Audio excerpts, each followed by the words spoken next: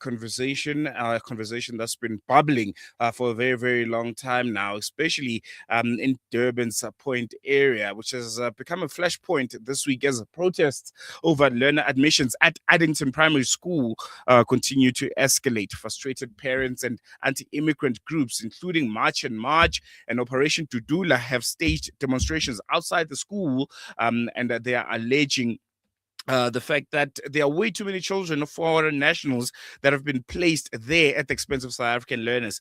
The KwaZulu-Natal Department of Education has rejected these claims, saying the enrollment process complied with the law and confirming that about 63% of the school's 1,500 plus pupils are South African citizens, and police have been deployed to maintain order amid growing concerns about the impact of unrest on children's safety and learning. And to help us unpack all of this is one of the organizations that's been at the forefront of these protests, Operation Dudula, and I'll be speaking to their leader, Zandile Dabula. Zandile, good morning. Welcome to News and Views. Thank you so much for joining us. Always a pleasure.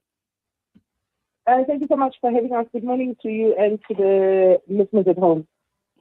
I'll jump right into it. We've all, I think, for the past 3-4 weeks, been seeing the protests out in Addington. There's been a lot of criticism, especially for Operation Dudula, about how you've almost handled yourselves going to a school, traumatizing children, blaming them for a situation that they didn't create. How do you respond to that? How do you respond to those that are saying Operation Dudula has no reason to essentially try and drag children of foreign nationals, whether legal or illegal, out of the school, and they should rather be protesting at the KZN's Department of Education offices and leave children alone? So firstly, let's correct one thing. Operation Dudula never dragged anyone out of any public facility. I mean, we've been to clinics, hospitals, and it's not the first time we've been doing the education campaign. We've never dragged anyone. I mean, we parents, we understand, how kids can be fragile, but all we are saying is that the law of this country needs to abide by everyone, whether you're a foreigner or a South African. So it cannot be correct that you have foreigners, children who are in classrooms having desks, yet South African kids are crying outside the gate, waiting to be admitted somewhere where we don't even know where. So, there'll only be critics, but there's also people who are very positive about what we're doing, because we've held so many people. I mean, just in our office, we had a list of more than 560 kids who needed placement. And some we've been trying to place, and, some we're still battling with the department. And we do engage with the school principals. In actual fact, if you could remember that we started engaging with the school principals last year, October, I think, where we gave them letters reminding them of the laws and what they need to have, what parents need to have when they're going to be adopting kids who are non-South African. So there is no such. We have never dragged any child out of a school, but we are saying that we want them out if our own South African kids do not have any space in that particular school. How do you respond to the Department of Education, who say nearly 2/3 of learners at Addington Primary are South African? And exactly on what evidence is your movement claiming that local South African children are being excluded from the school? Is there proof of that? Have parents come and told you that we've actually been turned away because, well, we are South African, and they would much rather prefer having a child of a foreigner, whether, again, legal or illegal? Okay, so we've asked the department that they should give us the stats. We have a legal team that's ready for them to get all of that date, because that's a lie. I mean, the people on the ground know this information. I mean, if one parent that lives just across the road from the school does not have a placement for the child, then who is being educated there? Who is being admitted there when we have locals who are not admitted? We know that place is dominated by foreign nationals. That's the reason why you would not have more South Africans than foreigners in that school. And I mean, parents do attend events when you have your academic awards in the schools and all that. But all the complaints that we're getting is that South African kids are even being belittled when coming to these events, because when a foreign surname is called out, and there's a lot of clapping and all that to see that the dominators of the people in that particular school is foreigners. So department is lying, and we will definitely go to court and apply that. They should give us all of the states in making claims, but they're not proving their claims. So it's about time that we probably meet in the court, and they must give us the information. How?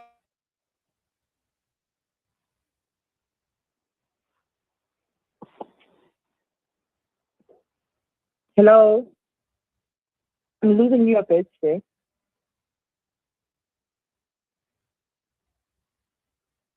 Hello? Breaking stereotypes, moving boundaries, joining hands. Salam Media.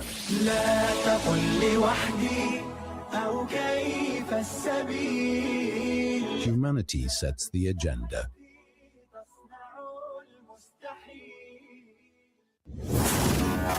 Verena is a place whereby we have a lot of victims of kids who are involved in the drugs. There is a lot of kids here who are roaming in the street without being taken care of. We got a lot of cases of rape and the kids missing in this area. So it touched my heart that actually I need to do something about it and help those children and try to put them together in one place, that when they come from school, they mustn't roam around, inshallah. They must just go to the madrasa and study there, inshallah, and then they will be protected from the drugs. And alhamdulillah, is helping in a community, because now when they come from school, they are no longer going around roaming and begging. Alhamdulillah, they know that when they come from school, they come straight to the madrasa and study, and then inshallah, when they finish their study, they get their meal, alhamdulillah, and then they go home. Sister Iman Sofia Salvador, also known as Bilqis, mashallah. She is the founder of the foundation in Madrasa. Salam Media, a global voice for humanity.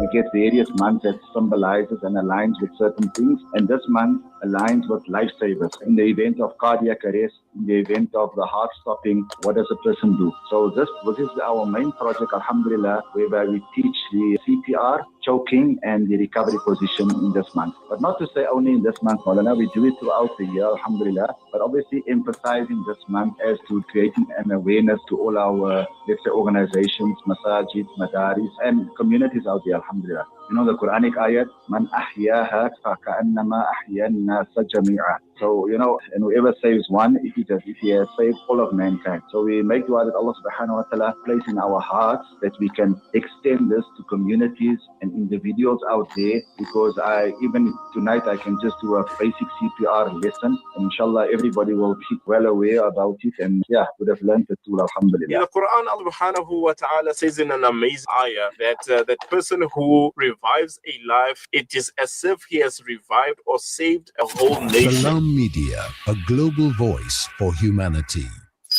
Breaking stereotypes, moving boundaries, joining hands. Salam Media.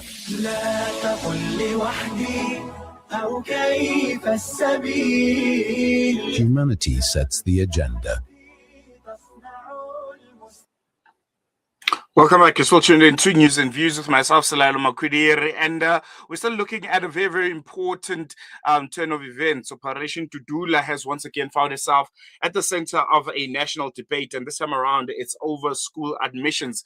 Protests outside Addington Primary School out in Durban have reignited tensions around immigration, access to public services, and who gets priority in a country where classrooms are overcrowded and resources are stretched thin. Protesters argue that South African children are being sidelined while education authorities insist that the claims are misleading. They came out and released the stats that nearly 63% of pupils at Addington Primary are South African citizens. Critics accuse Operation Dudula of stoking xenophobia, and supporters of Dudula say they are raising uncomfortable but necessary truths about South Africans essentially being locked out or not being prioritized when it comes to services such as schooling, such as access to clinics and health, and many others. And We're still in conversation with Operation Dudula's leader, Zandile Dabula. Zandile, thank you so much. Before we lost you there for a moment, I needed, a quick response to those that are giving almost a legal reality check. Those that are saying that South Africa's law is clear that every child in the country has the right to basic education, regardless of nationality. How do you, as an organization, Operation Dudula, reconcile that position with the Constitution and the Schools Act? Now, we've always, said that there is no country that will draft a constitution to accommodate, other nationalities, and if really the department is saying that, then it's a contradiction. You even accommodate criminals, because once you jump into somebody's country without proper documents, then it means, you've committed crime. So why is the department accommodating criminals? Does this mean that anybody that can commit crime, they should be accommodated for, to come to school, get proper health services, and the list is long. So the Constitution is clear. The Constitution is talking about South Africans. The Constitution was drafted.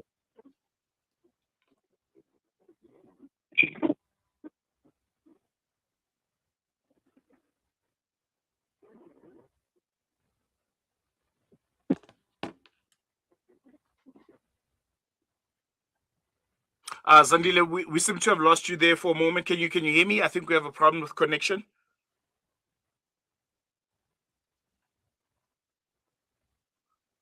All right, I think we're going to wrap up that conversation. That was Operation Dudula's leader, Zandile Dabula, responding to criticism and defending her movement's stance on school admissions at Addington Primary. The debate raises difficult questions about capacity. All South Africans are being advantaged here. Just in Addington, the woman lives right across the street from the school, but the child is being thrown at a school where they need to take 2 taxis. The lady is unemployed, getting social grant, which is not even 600 Rand. I think that's what she said. She can't afford. She says that a transport going to that particular school costs 900 Rand per month. Where do I get 900? I'm unemployed. The grant money that I'm getting is 600. So it's definitely an inconvenience. Now, looking at the safety of kids, we've just lost kids in Val on a car accident. I'm not saying that accidents do not happen, but we should also be cautious. We should be, checking safety of our children. If our kids are going to be traveling far, having to go to school, what happens, on the streets as they go and come back from school? That we must also look into consideration. That's the same reason why this very same department came with an idea that every child needs to be in a 5-kilometer radius when it comes to school. Why are they breaking their own laws? So this means the department, is working against its own laws, because these laws are created by the government. The Constitution has been created by the government. Are they working against their own laws? That's the same thing. We keep saying that these laws do not talk to each other. You look at the Bella Bill, you look at the Constitution, they don't talk to each other. It's time that they sit down and mend all of these laws so that they talk to each other, because that's why they're also running around like headless chickens, because when you go to a constitution, when you go to Bella Act, it says this. When you go to basic education law, it tells you something else. So they're confused. So I think they need to really look deep into this. But all I can say is that we will not back down. We are going to be prioritizing South Africans. I'm glad you also said that we've spoken about this conversation when it was uncomfortable. When we couldn't even say the word foreigner, because it seemed as if it was a hatred word, but it's not. And we don't hate anybody. We're just saying that when you come to the country, you must have all proper documents. With regards to school, there is a long list of documents that one needs to have when they go and register their kids in school. But when it comes to foreigners, it's easy for them to get away with it. They just have a copy of an affidavit that says that they live in a particular place. They don't have birth certificates. They don't have passports. But they still are being admitted because of the department says that they can be. it's definitely not going to work. The budget is stretched too thin. Our kids are overcrowded in their classrooms. They're missing out on, extramurals. They no longer have sports in other schools because now mobile classrooms are being put where they're supposed to be playing. So it's not going to work. People need to go back home. They must go fix their countries so that they can have a better future in their respective countries. Then we can talk about uniting when all of us have sorted out our issues in our countries. Before I let you go, Zandile, what would be the immediate solution for Addington Primary right now? The children are there; they are enrolled into the school. What did you suppose should be done now? Should they be taken out of school? Taken where? And should they be replaced with South African children? What do you think needs to be done at this current moment? Because at the end of the day, kids are going to need a school, whether foreign or South African, and you can't just chuck children out of the school. The school year has already started. They've been enrolled. They've bought uniform. They've bought stationery. Where should they go? So as much as they're saying that the South African travel more than 15 minutes from home, yes, we had this done for 50. Let's have these South Africans being at that school and 50 of those foreigners having to travel a long distance going to school. But what we're saying is that I think there's about 20 or 30 that's still left. I'm still concerned with justice. They're often much how many to still be placed. But we say that because we live close to people who belong, they've acted on time. It's not like they are late applications. Everything according is still being safe. So who's been here? It takes thousands of kilometers away from home. That does not take ship away from us. It's prioritized.